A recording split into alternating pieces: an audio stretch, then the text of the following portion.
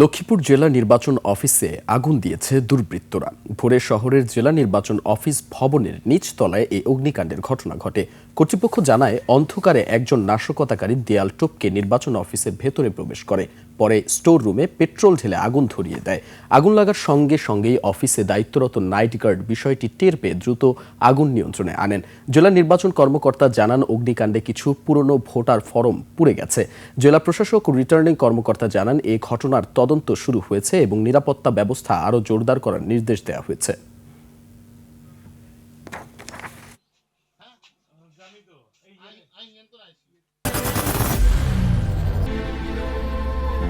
I am Ox. রাত 3:56 থেকে 58:59-এর মধ্যে একজন দুর্বৃত্ত পেট্রোল নিয়ে অফিস ক্যাম্পাসে প্রবেশ করেন এবং তিনি আগুন দেয়। সাথে সাথে আমাদের অফিসের নাইট গার্ড এবং কর্মচারীরা টের পেয়ে পানি দিয়ে নিভে ফেলে।